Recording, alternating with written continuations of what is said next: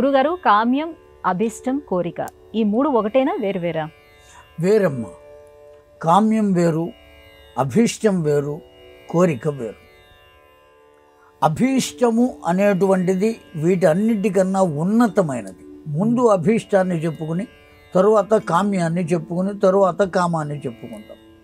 అభీష్టము అంటే లోకాన్ని అనుసరించి కోరుకునేటువంటి కోరిక ఏదైతే ఉంటుందో దాన్ని అభీష్టము అంటాం.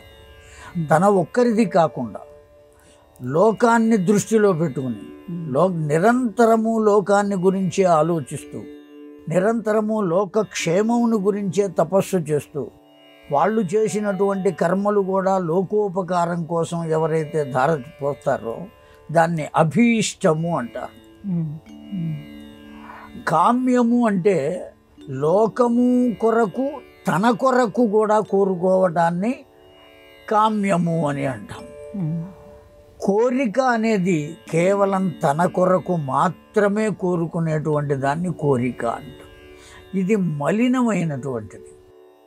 ఇతరమైనటువంటి విషయాలను ఇతరులను గురించి కాకుండా కేవలం తాను ఒక్కడు సుఖపడితే చాలు. లోకంలో 3 రకాలైన వ్యక్తులు ఉంటారు అని వివేకానందుడు చెప్పాడు. నేను ఒక్కడిని బాగుంటే చాలు అనుకునేవాళ్ళు కొంతమంది, నేను బాగుండాలి ఎదుటివారు బాగుండాలి అనుకునేటువంటి వారు రెండవ రకం. నేను ఏమైపోయినా పర్వాలేదు లోకమంతా బాగుండాలి అని అనుకునేటువంటి వారు శ్రేష్టతమము అయినటువంటి వాడు. కనుక అభీష్టము అనేది శ్రేష్టతమం.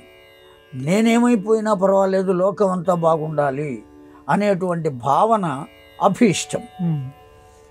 కామ్యము అనేటువంటిది నేను బాగుండాలి ఎదుటివారు బాగుండాలి, ఇది మధ్యస్థమైనటువంటిది. కోరిక ఎవరు ఏమైపోయినా పర్వాలేదు నేను మాత్రమే బాగుండాలి అనేటువంటిది కోరిక.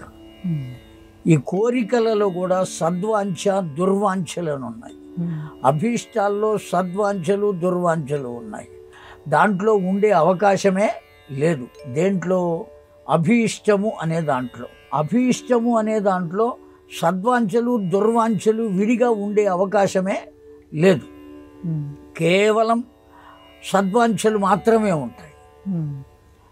రెండవదైనటువంటి కామ్యము ఉన్నదే, దాంట్లో కూడా సద్వాంఛలు దుర్వాంఛలు ఉండవచ్చు. కోరికలో సద్వాంఛలు దుర్వాంఛలు ఖచ్చితంగా ఉండి తీరుతాయి. దీంట్లో ఉండి తీరుతాయి, దీంట్లో ఉండవచ్చు. మొదటి దాంట్లో ఉండడానికి అవకాశమే లేదు. అలా ఈ మూడింటికి చాలా తేడా ఉంది.